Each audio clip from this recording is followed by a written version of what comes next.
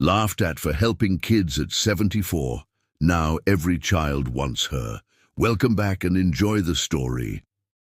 Francine's back ached fiercely as she hunched over the small wooden table, fingers trembling with arthritis as she stitched up a hole in the ragged teddy bear. Around her, the tiny living room was cluttered with second-hand toys, scraps of fabric and tangled threads, but Francine saw nothing but possibility. Outside, laughter echoed cruelly through her open window. "She's lost her. A mind," came the shrill voice of her neighbor Nancy. "Playing with toys at 74? Poor old fool." The mocking words struck Francine's heart, each syllable slicing deeper than the last. She paused, closed her eyes tightly, and whispered softly to herself, "I'm not foolish. I'm doing this for the children." Just then, Francine's daughter, Teresa, stormed into the house, face red with embarrassment and anger. "Mom, enough!" Teresa snapped, her voice dripping with irritation. "Everyone is talking about you. They think you're senile, wasting your days with these stupid toys. Just stop!" Francine lowered her eyes, heart heavy, as tears blurred her vision. "Teresa, please understand. These children have nothing. I'm only trying to help." "Help?" Teresa scoffed bitterly. "You're humiliating us. My friends see you collecting garbage on the streets, broken toys, old dolls. It's pathetic. Why can't you just age with dignity?" Francine's voice trembled as she replied quietly, "Dignity is in the kindness we show, not what others think of us." "Kindness won't pay your bills, Mom." Teresa's voice rose, frustration boiling over. "You're delusional. No one wants your charity. No one wants these ugly toys." With those cutting words, Teresa slammed the door behind her, leaving Francine in suffocating silence. For a moment, Francine stared blankly at the teddy bear, its half-smiling face distorted by the tears. Falling onto its worn fur, she wiped her cheeks and whispered defiantly to herself, "I won't give up. Even if they laugh, these children deserve something to smile about." The rays of afternoon sunlight streamed through the dusty window, casting long shadows across the room. Francine reached for her reading glasses, pushing them up her nose as she carefully threaded a blue satin ribbon through the teddy bear's newly repaired neck. Her hands, though marked with the dark spots of age and prominent veins that threaded beneath translucent skin, worked with the precision of decades of practice. This particular bear had been especially challenging. Its stuffing spilled from multiple tears, one eye dangled precariously by a thread, and its once plush fur was matted with years of love and neglect.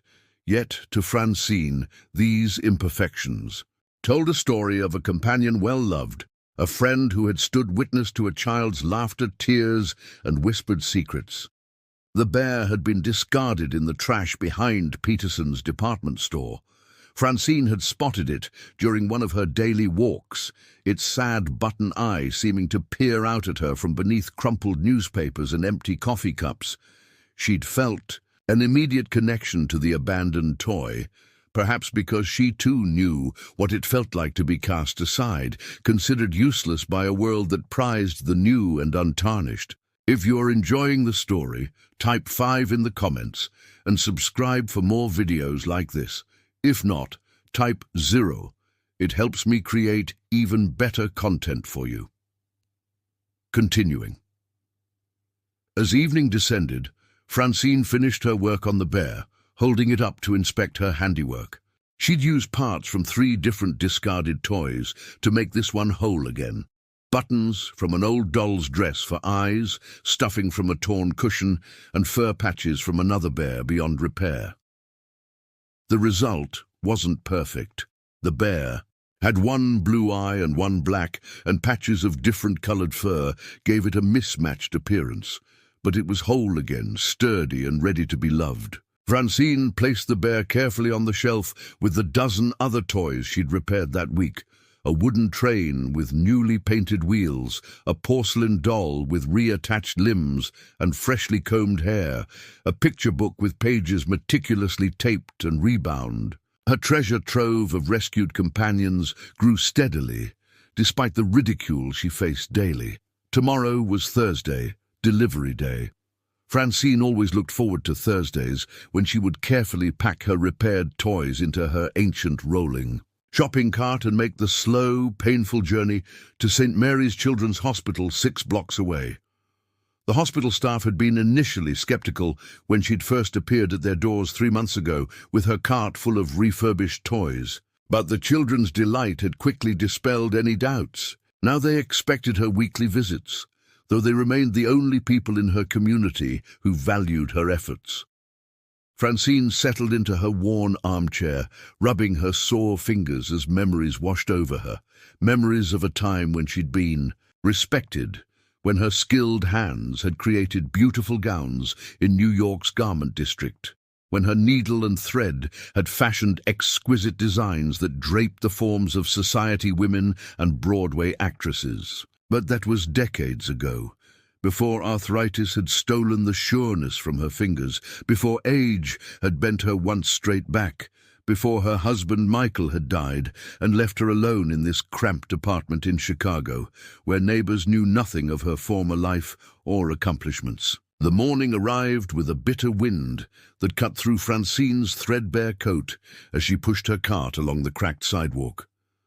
The toys were carefully wrapped in old newspaper to protect them from the elements, but nothing shielded Francine from the stares and whispers that followed her progress. "There she goes again, the trash collector," someone muttered loud enough for her to hear. "Doesn't her family care enough to stop her?" Francine kept her eyes forward, pretending not to hear. She'd grown accustomed to the barbs, though they never ceased to sting.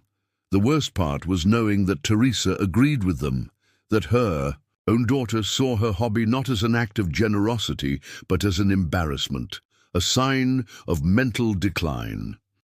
"Mrs. Harrison!" Nancy's voice rang out from her porch, causing Francine to pause reluctantly. Nancy Wilkins, with her perfectly coiffed hair and impeccable outfits, had appointed herself the neighborhood's unofficial social director and chief gossip. "Still playing with your garbage collection, I see. You know, the community center has wonderful activities for seniors. Perhaps puzzles or bingo would be more appropriate for a woman your age." Francine forced a polite smile. "Good morning, Nancy. I'm quite content with my activities, thank you." "Well, I'm just concerned." Nancy's voice dripped with false sweetness. "It can't be sanitary picking things from the trash, and you're encouraging those children to play with refuse. Surely there are proper charities if you're so concerned about needy children." A sharp retort rose to Francine's lips, but she swallowed it. "The toys are thoroughly cleaned and repaired," she said instead. "The hospital wouldn't accept them otherwise." "Yes, well," Nancy waved a dismissive hand. "We're having bridge club this afternoon. Do join us if you ever want some proper adult company."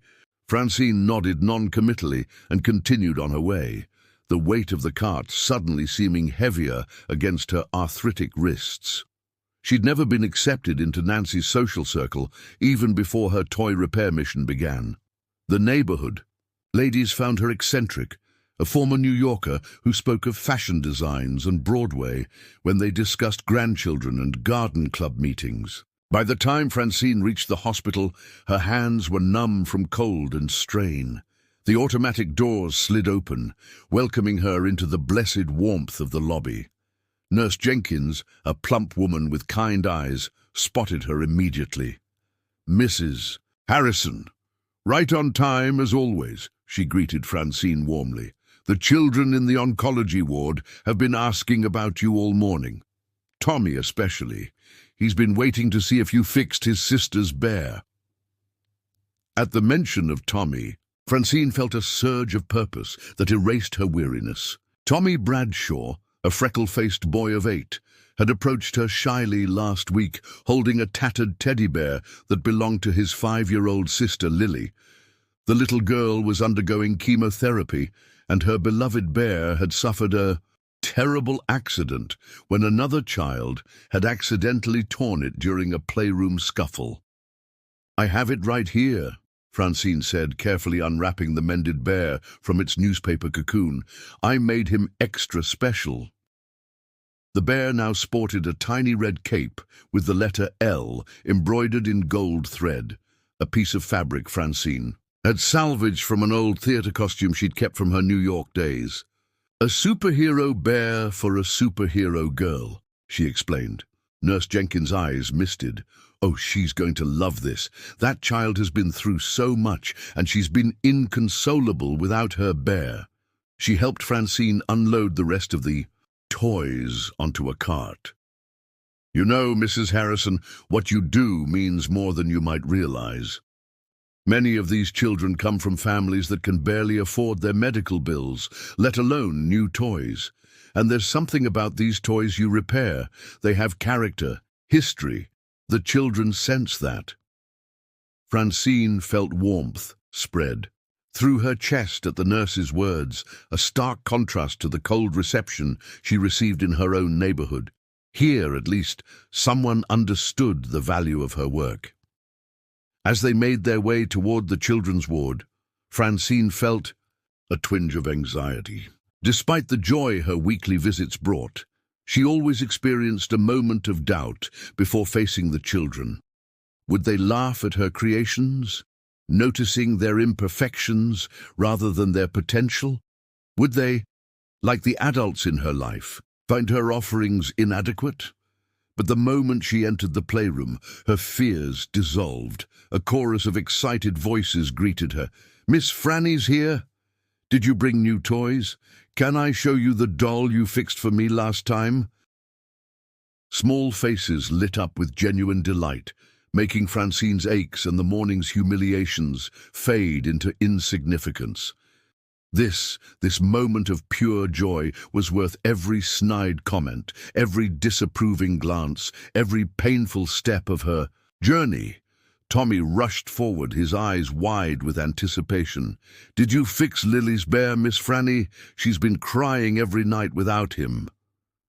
Francine knelt carefully, her knees protesting, and presented the transformed teddy bear. "Here he is, Tommy, a superhero bear for your superhero sister." The boy's face transformed with wonder as he gently took the bear, turning it to admire the cape. "Wow, Lily's gonna flip. She loves superheroes." Then, with surprising tenderness from such a young child, he added, "Your hands must be magic. Miss Franny, you make broken things beautiful again." Something lodged in Francine's throat at his words. If only the adults in her life could see what this child saw so clearly. She spent the next hour distributing the other toys, listening to the children's stories, and promising to return the following week with more treasures. By the time she left, her spirit felt lighter, buoyed by the genuine gratitude and affection of the children. The return journey, however, quickly dampened her spirits. Halfway home, the sky opened up, drenching Francine in cold November rain.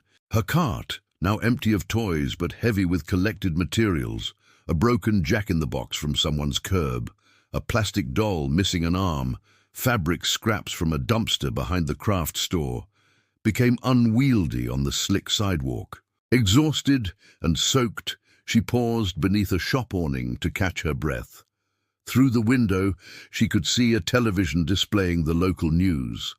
The camera panned across a children's hospital, not St. Mary's, but one in a wealthier district, where celebrities and business executives posed with brand-new toys, donated as part of a holiday charity drive. Each donor smiled broadly for the camera, handing pristine store-wrapped gifts to photogenic children, something twisted painfully in Francine's chest.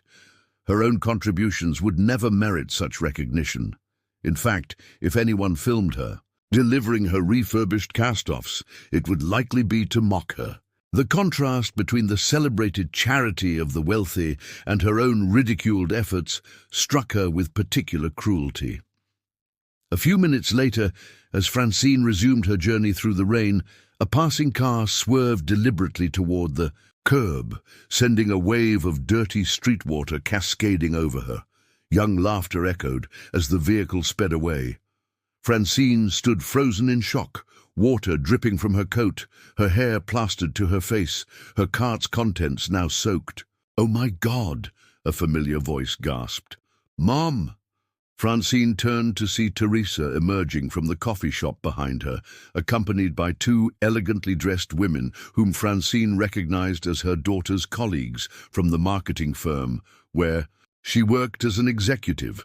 Teresa's expression morphed from shock to mortification as she took in her mother's bedraggled appearance and the cart full of salvaged items. "What happened to you? Why are you out in this weather?"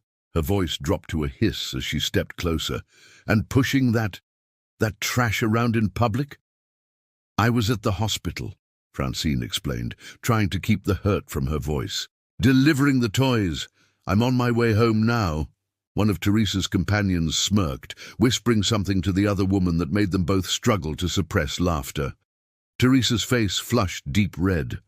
"Let me call you a cab," she said, tersely avoiding her mother's eyes. "I'll be fine, dear," Francine replied, straightening her shoulders despite the cold water trickling down her back. "It's only a few more blocks." "Mom, please!" Teresa's voice held an edge of desperation. "You're making a spectacle of yourself." The words cut deeper than the chill of the rain. A spectacle. That's all she was to her daughter now, an embarrassment, a problem to be managed. Francine felt something inside her crack. "No," she said quietly but firmly, "I'm making children happy. There's a difference." Leaving her daughter speechless on the sidewalk, Francine turned and continued her slow journey home, each step requiring more effort than the last. By the time she reached her apartment, her entire body ached, and a dangerous rattle had developed in her chest. What would happen if she became too ill to continue her work? The thought frightened her more than the fever she could feel building. Beneath her skin, who would care for the children's toys then? Who would make sure that little Lily had her superhero bear and that the other children had something to hold on to during their lonely hospital stays? Will Francine's health crisis force her to abandon her mission? Or will this setback become the catalyst for unexpected recognition of her true value? Francine's fever raged through the night. Chills racked her body as she lay alone in her apartment, too proud to call Teresa for help, too weak to properly care for herself. The toys and materials she'd collected lay in soggy heaps where she'd abandoned them, unable to summon the strength to clean and organize as she normally would. Her breath came in painful gasps, each inhale burning like fire in her lungs. By morning, standing became an impossible task. When she attempted to rise from bed, her vision swam with black spots, and her legs buckled beneath her. Francine collapsed to the floor, her cheek pressed against the cool hardwood, too feeble even to cry out. Hours passed as she drifted in, and out of consciousness, the persistent knocking at her door seeming distant and unreal. It wasn't until late afternoon that her neighbor from across the hall, Mr. Chen, became concerned enough about her absence to use his emergency key. The elderly man found Francine semi-conscious on the bedroom floor, her skin burning with fever, her breathing labored and wheezing. "Mrs. Harrison! Francine!" he cried, kneeling beside her with difficulty due to his own arthritic knees. When she failed to respond coherently, he immediately called for an ambulance, then reluctantly phoned Teresa, whose number Francine kept posted by her telephone. The paramedics arrived quickly, their efficient movements a blur to Francine's fever-addled mind. Words like pneumonia and severe dehydration filtered through her consciousness as they lifted her onto the stretcher. One young paramedic commented on the collection of toys scattered throughout the apartment. "My grandson would love these," he said, picking up the wooden train Francine had recently repainted. "Did you make these, ma'am?" Francine tried to answer, but could only manage a weak nod before another coughing fit overtook her. "She fixes them for sick children," Mr. Chen explained. "Every week she takes them to the hospital. Very kind lady. Mrs. Harrison. Very talented." The paramedic's expression softened with respect as he carefully set down the train. "That's beautiful, ma'am. You get better now, okay? Those kids need you." Teresa arrived at the hospital 2 hours after Francine was admitted, her face tight with worry and exasperation.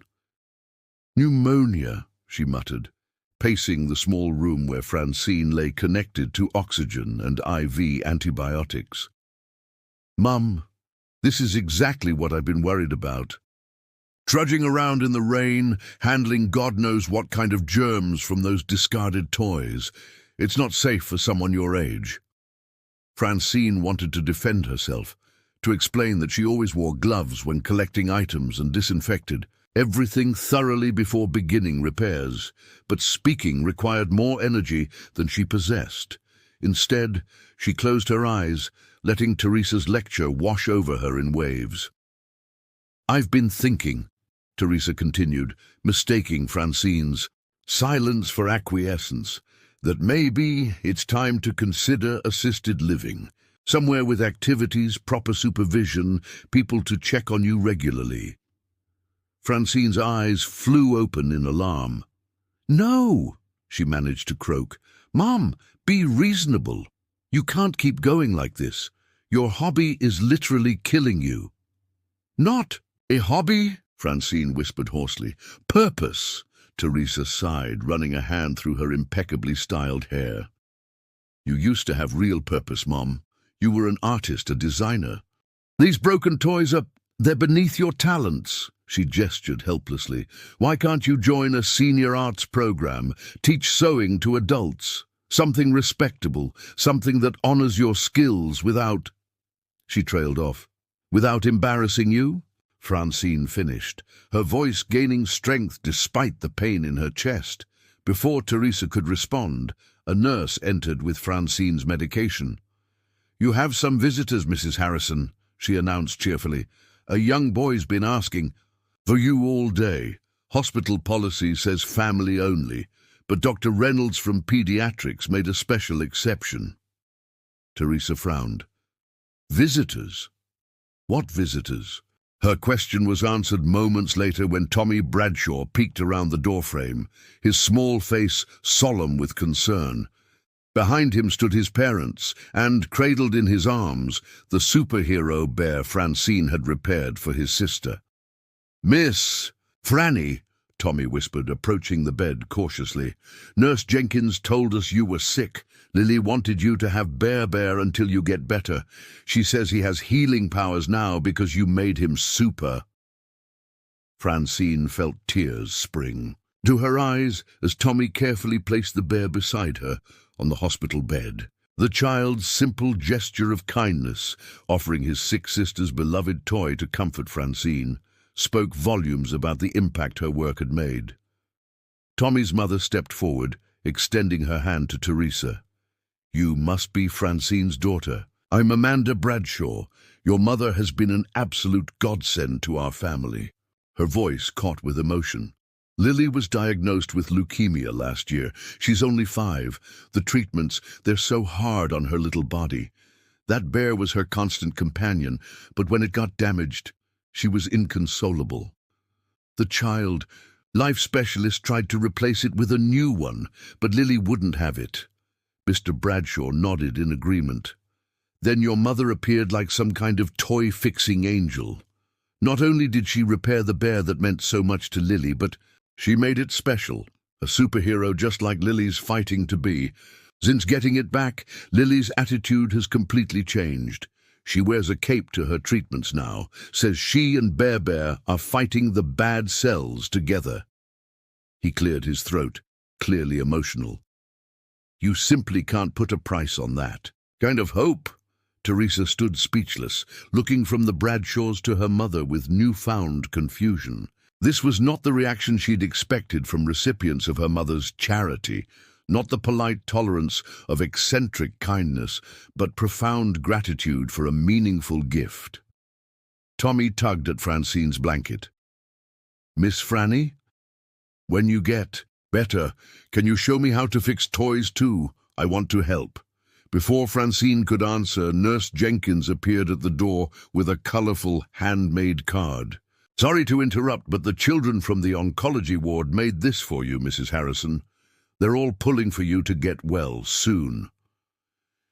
She handed the oversized card to Francine, whose trembling fingers traced the dozens of signatures and drawings decorating its surface.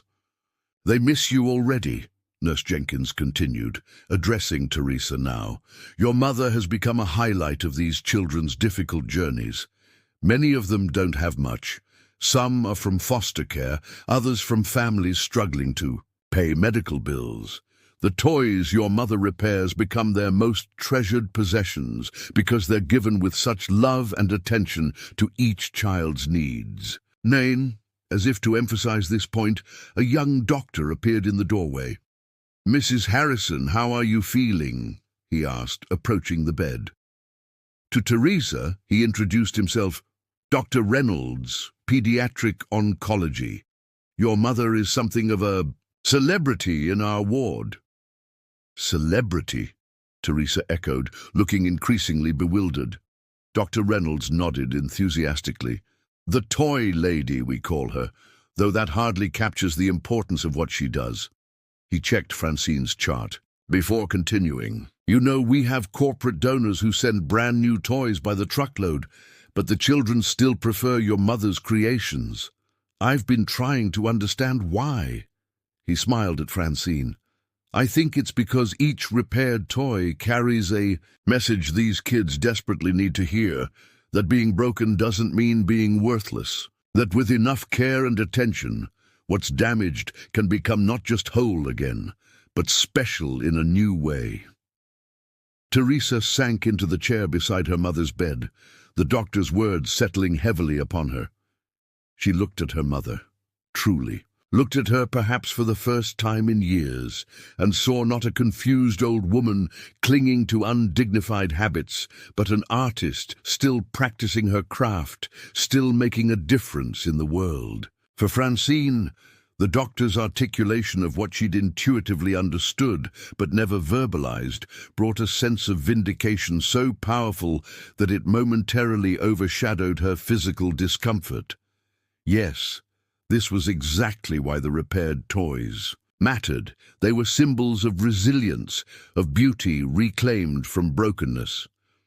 After the Bradshaws and hospital staff departed, Teresa remained sitting quietly beside Francine's bed, her expression thoughtful.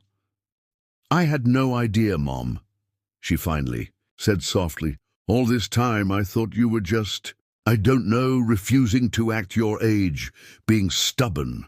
Francine reached for her daughter's hand, her touch gentle despite her weakness. "We see what we expect to see, Teresa.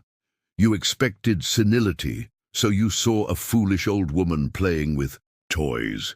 The children expected kindness, so they saw someone who cared enough to make something special just for them." For once, Teresa didn't argue. "I'm sorry," she whispered, squeezing her mother's frail hand. "I've been so wrong." Francine's recovery was slow, but steady. During her 2-week hospital stay, a steady stream of young visitors defied hospital. Regulations to bring her drawings, small gifts and updates about their own treatments. These visits raised eyebrows among the nursing staff in the adult medical ward, but no one had the heart to enforce visitor restrictions when they saw how the children's presence brightened Francine's spirits and hastened her recovery. Teresa visited daily, bringing not only the usual flowers and magazines, but increasingly salvaged toys she'd spotted on her way to the hospital, a gesture that brought tears to Francine's eyes the first time it happened. "I can't fix them like you can," Teresa admitted, placing a one-armed doll on Francine's bedside table, "but I thought maybe you could when you're feeling stronger." It was a small olive branch, but Francine recognized the magnitude of the shift it represented in her daughter's attitude. Teresa had always been status-conscious, carefully curating her image as a successful professional. For her to openly collect discarded toys, acknowledging and supporting her mother's mission, was nothing short of revolutionary. The most surprising visitor came on the day before Francine's discharge. Nancy Wilkins arrived clutching a designer handbag and looking distinctly uncomfortable in the hospital environment. "I brought you these," she said stiffly, placing a bag of homemade cookies beside Francine's bed. "The Bridge Club sends their regards." "That's very kind, Nancy," Francine replied, genuinely touched by the gesture despite their strained relationship. "Please thank everyone for me." Nancy fidgeted with her pearl necklace, clearly building towards something. "I also wanted to say, well, Tommy Bradshaw's mother, Amanda, is my second cousin. She told me about what you've been doing for her little girl and the other children." She paused, seeming to struggle with her next words. "I may have been hasty in my judgments." Coming from Nancy, this awkward near apology was astonishing. Francine smiled warmly, deciding to make it easier for her neighbor. "We all make judgments based on limited information, Nancy. I'm just glad you came to visit." Nancy relaxed visibly at Francine's graciousness. "Amanda showed me the bear you fixed, with the cape. Quite creative, actually." She hesitated again before adding, "I understand you were once a costume designer in New York? For Broadway?" "Shows. Yes, many years ago," Francine confirmed, surprised that Nancy had bothered to learn this detail about her past. "The Garden Club is putting on a little theatrical production for the community center fundraiser next month.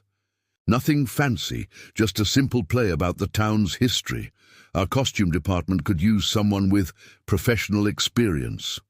The invitation was delivered with studied casualness, but Francine recognized it as the peace offering it was. "I'd be delighted to help," she replied sincerely. By the time Francine returned to her apartment, things had begun to shift in subtle but significant ways. Teresa had cleaned the living room, organizing Francine's sewing supplies and toy repair materials into new storage bins she'd purchased. A small sign on the front door reading "Francine's Toy Repair Shop" had been painted in cheerful colors, a gift from Tommy and the other children, delivered by Nurse Jenkins. Most surprisingly, a box of broken toys awaited her with a note. "The neighborhood children heard about what you do from the Bradshaw kids. They were hoping you might work your magic on these too. Nancy and the Garden Club ladies." Francine's eyes misted as she surveyed these changes. The ridicule hadn't completely disappeared. She still caught whispers when she ventured out to collect discarded toys, but a small pocket of understanding had opened in her community. It wasn't universal acceptance, but it was a beginning. That evening, as Francine sat in her armchair carefully examining a porcelain doll from Nancy's box, her phone rang. It was Dr. Reynolds from the hospital. "Mrs. Harrison, I hope I'm not disturbing you," he began. "I wanted to check how you're feeling after your discharge." "Much better, thank you," Francine assured him. "Still a bit tired, but improving every day." "Excellent. The reason I'm calling—" He paused, and Francine could hear the excitement in his voice. "I've been speaking with our hospital administration about your toy repair work. The impact you've had on our pediatric patients' morale is remarkable. We'd like to offer you a small space in the hospital, a workshop where you could repair toys on site. Nothing elaborate, just a room with good light, a table, and storage for your supplies." Francine nearly dropped the phone in astonishment. "A workshop at the hospital? Yes, if you're interested. The children would be able to visit you while you work, perhaps even learn from you. We've found that creative activities are tremendously therapeutic for children undergoing difficult treatments. Your presence would be, well, medicinal in its own way." For a moment, Francine couldn't speak past the lump in her throat. After years of ridicule and isolation, to be valued this way, to have her skills recognized as meaningful, even healing, was overwhelming. "Of course, there would be a modest stipend," Dr. Reynolds continued, misinterpreting her silence as hesitation. "Not much, I'm afraid, hospital budgets being what they are, but something to cover your materials and transportation." "I don't need payment," Francine managed finally. The opportunity it's more than enough. Yes, absolutely yes. After they worked out the details, Francine sat in stunned silence, clutching the porcelain doll to her chest. From social outcast to hospital staff in the span of a few weeks, the transformation seemed almost unbelievable. The workshop became reality faster than Francine could have imagined. Within 2 weeks, she had a bright corner room on the pediatric floor, equipped with a large work table, comfortable chair, and shelves for her tools and materials. A sign on the door read, "Miss Franny's Toy Hospital," decorated with colorful handprints from the children. Word of her workshop spread quickly through the hospital. Staff members began bringing their own children's broken toys for repair, and soon even the hospital gift shop was directing visitors with damaged purchases to Miss Franny rather than offering refunds. The pediatric patients visited whenever, their treatments allowed, watching in fascination as Francine worked, many asking to learn her techniques. Tommy Bradshaw became her first regular apprentice, showing surprising dexterity and patience for an 8-year-old. "My dad says I have healing hands, just like you," he told Francine proudly as he carefully glued a wheel back onto a toy car. The hospital's child life specialists noted that children who spent time in Francine's workshop showed decreased anxiety before procedures and improved spirits during difficult treatment phases. They began formally incorporating visits to the toy hospital into their therapy regimens, documenting the positive effects in patients' medical charts. One December afternoon, as Francine demonstrated to Tommy how to replace the hair on a doll, they were interrupted by a knock at the workshop door. A smartly dressed woman with a press badge and a cameraman entered, followed by Dr. Reynolds and the hospital's public relations director. "Mrs. Harrison, I'm Kate Spencer from Channel 7 News," the woman introduced herself. "We're doing a feature on unsung holiday heroes in our community, and Dr. Reynolds suggested you might be willing to let us interview you about your work with the children here." Francine blinked in surprise, automatically smoothing her simple dress and touching her silver hair. "Me? On television?" Dr. Reynolds smiled encouragingly. "Your story is inspiring, Francine. A retired Broadway costume designer using her talents to bring joy to sick children. People should hear about that. It might inspire others to find meaningful ways to contribute." Tommy tugged at Francine's sleeve. "Say yes, Miss Franny, then everyone will know how special you are. And Dee, have you ever known someone who was unfairly judged for their unconventional kindness, only to be later recognized for their true impact? Share your experience in the comments below." The television feature aired 3 days before Christmas, catching Francine completely by surprise with its emotional impact. Rather than the brief segment she'd expected, the station had produced a 5-minute human interest story titled "The Toy Healer," interspersing interviews with Francine, Dr. Reynolds, and several children with footage of her at work in her workshop. What touched Francine most deeply were the interviews with parents of her patients, mothers and fathers who spoke with raw emotion about the difference her repaired toys had made in their children's hospital experiences. "My daughter sleeps with that repaired rabbit every night," one mother said, wiping away tears. "When she's scared about procedures, she tells me the rabbit understands because he's been broken and fixed too. That toy gives her courage I could never provide on my own." The morning after the broadcast, Francine's phone began ringing incessantly. Former colleagues from her Broadway days called to reconnect. Neighbors who had never spoken to her stopped, but with cookies and congratulations, and the local newspaper requested an interview. Even Teresa's friends, the same women who had smirked at Francine in the rain, sent a lavish flower arrangement to the apartment with a card reading, "To an inspiration."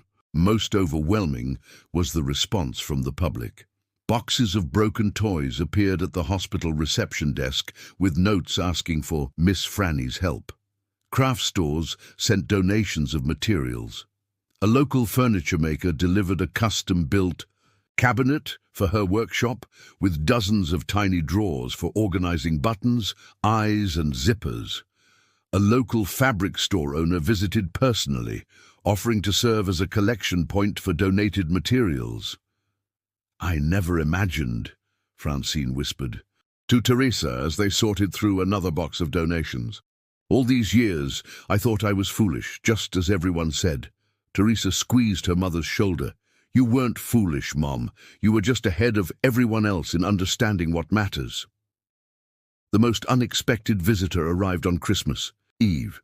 Francine was working late in her hospital workshop, determined to finish repairs on a particularly loved teddy bear for a child scheduled for surgery the next day.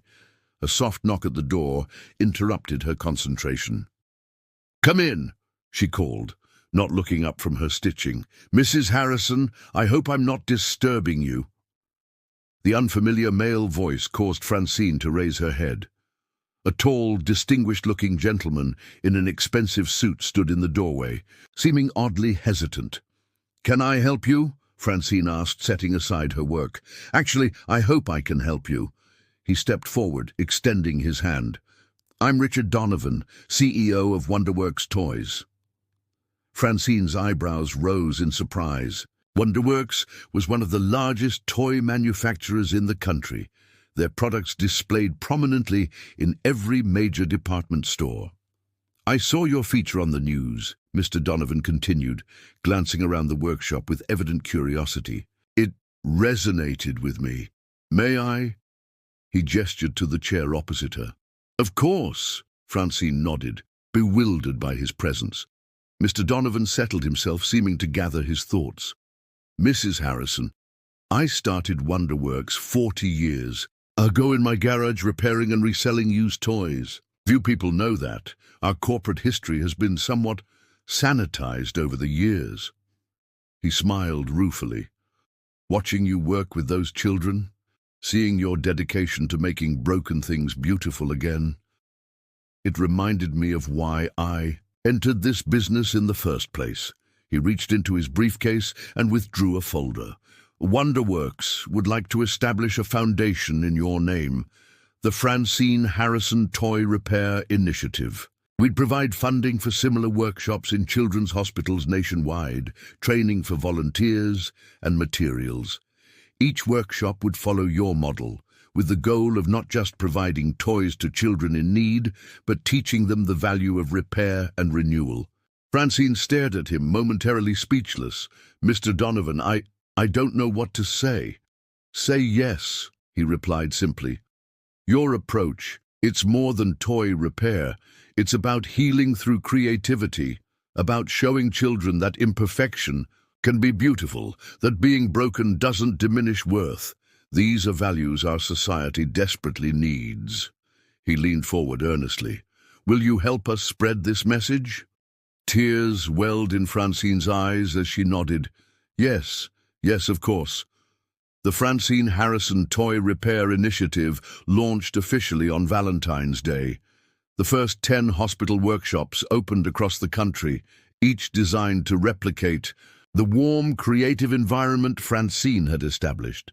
Wonderworks provided materials, tools, and training based on Francine's techniques, while she personally trained the first group of workshop leaders, a diverse mix of retirees, art therapy, students, and parents of former patients who had witnessed the program's impact firsthand. Francine found herself suddenly in demand as a speaker at healthcare conferences, early childhood education programs, and community organizations. Her simple philosophy of renewal and respect for broken things struck a chord in a culture increasingly dominated by disposability and perfection. "Our society is so quick to discard anything damaged," she told a rapt audience at a children's advocacy conference. "But children instinctively understand that a well-loved toy has value beyond its appearance. It carries memories, comfort, a piece of themselves. When we honor that attachment by repairing rather than replacing, we teach children that they, too, are worthy of care and attention, regardless of their scars or imperfections. Throughout this whirlwind of activity, Francine continued her weekly sessions at St. Mary's, refusing to abandon the children who had first valued her work. Tommy Bradshaw remained her most dedicated apprentice, proudly wearing the small apron emblazoned with toy hospital assistant that Francine had sewn for him. Tommy's sister Lily completed her final round of chemotherapy in March, her medical tests showing no evidence of cancer remaining. On her last day in the hospital, she marched proudly into Francine's workshop wearing her superhero cape, Bear clutched tightly in her arms. "Miss Franny," she announced solemnly, Bear and me did it. We beated the bad cells." Francine knelt to embrace the little girl. "You certainly did, sweetheart. You're the bravest superhero I know." Lily's face grew serious. "But you know what? Lots of other kids need superhero helpers." She held out Bear. "Can you make more special bears for them? Bears that help them be brave like me?" Something warm and profound bloomed in Francine's chest at the child's request. This was healing come full circle, the recipient now wanting to provide the same comfort to others. "That," Francine replied softly, "is the most wonderful idea I've ever heard." The Superhero Bears project began the following week. Francine designed a pattern for specially crafted bears wearing capes, each uniquely personalized for children facing serious medical challenges. Volunteers across the country joined the effort, following Francine's detailed instructions to ensure each bear was sturdy enough to withstand a child's constant companionship during treatment. Nancy Wilkins, once Francine's most vocal critic, surprised everyone by becoming one of the project's most dedicated volunteers, hosting weekly sewing circles in her immaculate living room where neighborhood women gathered to create superhero capes. "I was wrong about you, Francine," Nancy admitted one afternoon as they worked side by side. "I thought dignity came from maintaining appearances, from acting one's age. I never understood that true dignity comes from living with purpose." As summer approached, the initiative expanded to include programs in children's summer camps, community centers, and schools in underprivileged areas. A documentary filmmaker began following Francine, capturing her story for an educational project about the intersection of creativity, compassion, and healing. Perhaps most meaningful to Francine was the shift in her relationship with Teresa. Her daughter, initially motivated by embarrassment over her previous attitude, had begun volunteering at the hospital workshop on weekends. Gradually, her reluctant assistance transformed into genuine enthusiasm as she discovered her own previously untapped creative abilities. "I never understood," Teresa confessed one Sunday as they worked together repairing a collection of dolls for a foster care facility. "All those years you tried to teach me sewing, and I was too busy, too interested in business and technology, to appreciate it."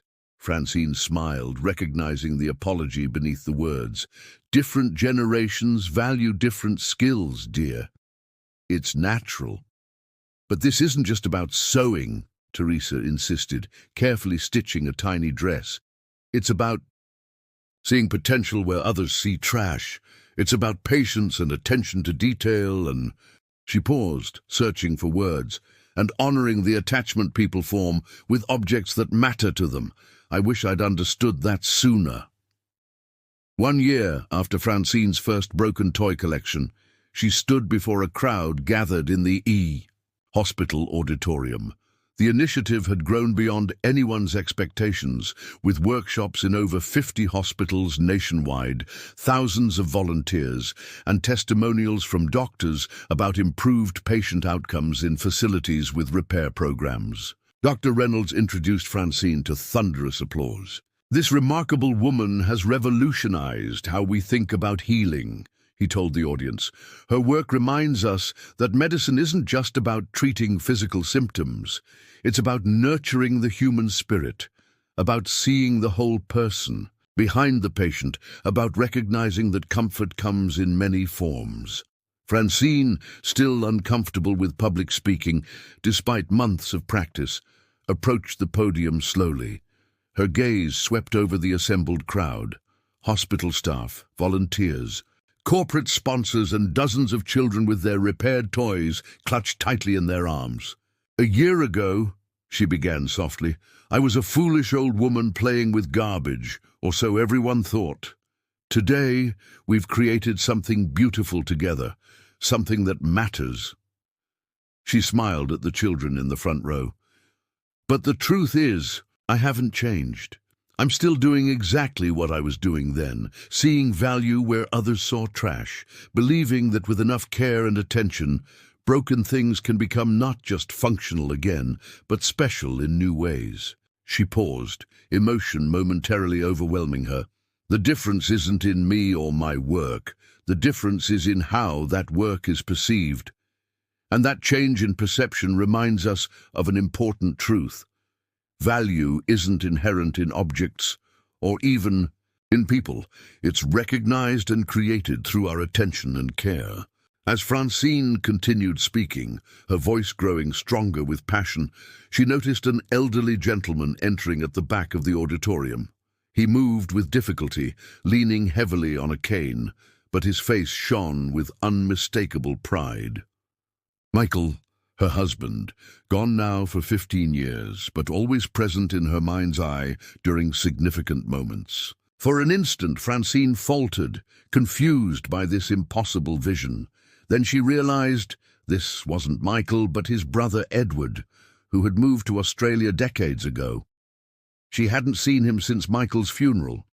Finding her place again, Francine concluded her speech to resounding applause. As the crowd dispersed for the reception, Edward made his way slowly to the podium. "Franny," he said, his voice catching, "Michael would be so proud." Tears welled in Francine's eyes as she embraced her brother-in-law. "Edward, what are you doing here? How did you know?" He laughed softly. "You're famous, Franny. Your story made international news. I saw you on television in Melbourne and booked the next flight." He stepped back, studying her face. "You know, Michael always said you were the most talented designer on Broadway, that you gave it all up to follow his career." Francine shook, her head smiling through her tears. "I didn't give up anything, Edward. I exchanged one form of creation for another. And now, at 75, I've found yet another. Life keeps offering us new beginnings if we're brave enough to accept them." The reception buzzed with energy as supporters and beneficiaries of the initiative mingled.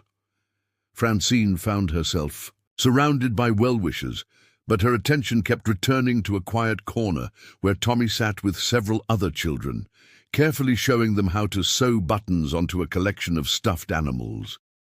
"He's got a real gift," Teresa commented, following her mother's gaze, "like his mentor."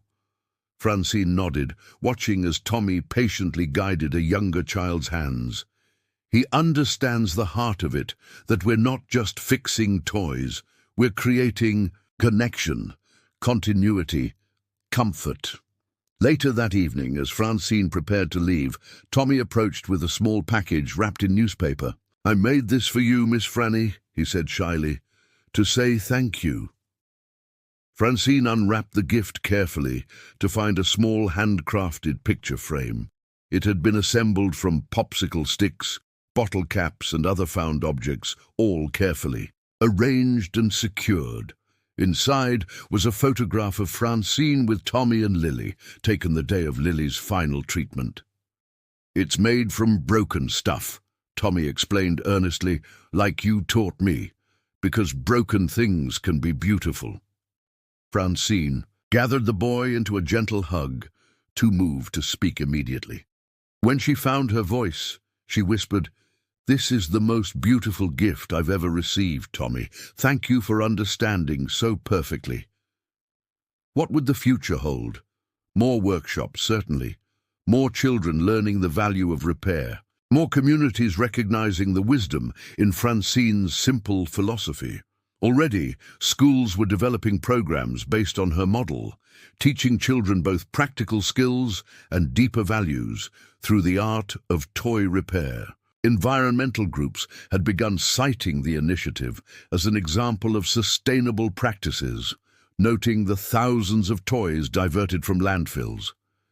Psychologists studied the therapeutic benefits for both children receiving the toys and those learning to repair them. Even fashion designers and artists had started incorporating visible mending and repurposing into their work, citing Francine's influence in celebrating rather than hiding signs of repair. As Francine drove home with Teresa that evening, the city lights sparkling against the darkening sky, she felt a profound sense of contentment. At 75, when society had expected her to fade quietly into irrelevance, she had instead found her greatest purpose. "You've changed so many lives, Mom," Teresa said softly as they pulled up to Francine's apartment building. Francine shook her head, smiling. "No, dear. I simply refused to accept that being old or being broken meant being worthless. Everything else followed from that." She glanced at Tommy's handmade frame on her lap, tracing the edge where a bottle cap nestled against a popsicle stick. Different materials joined to create something uniquely beautiful. "The world is so quick to discard anything that isn't perfect," she continued thoughtfully. "People, objects, ideas. We throw away so much potential, but imperfection isn't the opposite of beauty. It's often the source of it." As she climbed the stairs to her apartment, moving slowly but purposefully despite her arthritic knees, Francine reflected on the journey of the past year. From neighborhood pariah to celebrated founder, from isolated widow to the center of a community, from being laughed at to being honored, the transformation seemed almost unbelievable. Yet inwardly she remained the same Francine who had hunched over her table, mending a teddy bear despite the mockery from outside her window. Her values hadn't changed, only the world's recognition of them had shifted. Inside her apartment, now cheerfully cluttered with materials for the next day's projects, Francine placed Tommy's frame on her bedside table. From this position, it would be the first thing she saw each morning, a reminder that purpose knows no age limit, that kindness eventually finds recognition, and that beauty often emerges from the most unexpected places. Tomorrow would bring new toys to repair, new children to teach, new challenges to overcome. But tonight, Francine Harrison, the woman once mocked for helping children at 74, closed her eyes with the peaceful certainty that she was exactly where she was meant to be, doing exactly what she was meant to do. And that, she reflected as sleep claimed her, was the greatest dignity anyone could hope for at any age. Will you continue repairing broken things in your own life, recognizing the unique beauty in what others might discard? Congratulations. Type 9 in the comments so that I know you stayed until the end with me. Thank you for watching, and until tomorrow's story on this same channel.